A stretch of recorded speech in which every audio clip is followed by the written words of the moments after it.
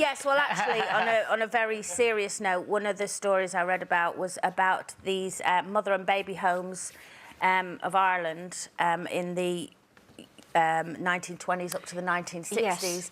And it's been discovered, obviously, they're more like punishment hostels for unmarried pregnant women at the time.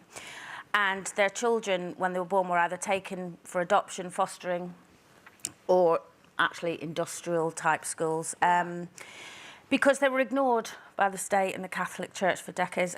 Anyway, it's been discovered, it's awful this, it's thought nearly 800 babies and young children died at the home. This is at one home? At one home, at one of these homes, aged between newborn to 3 years old, and were actually buried in unmarked graves, like mass graves that they've only just found. And you read about stories like this, you know, the film, of course. Philomena. Philomena was very much based on that, but not to this level, really. And it just hit home to me because I've talked before about the half-sister that I never met, who was born over in Ireland.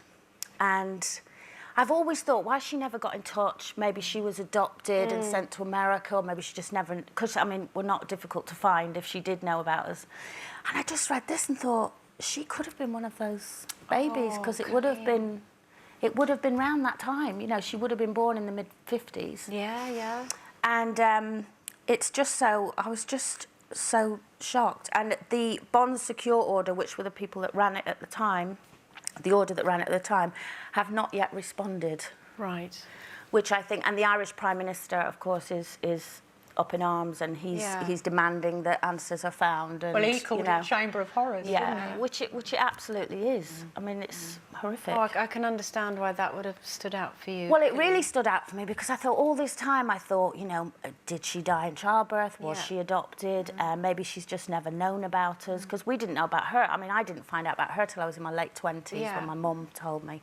And she was and she was pregnant at the same time as your mum was pregnant with your oldest sister. Well, the third oldest child, So this would have been around in Ireland, around the time of yeah. And that was just one of the homes.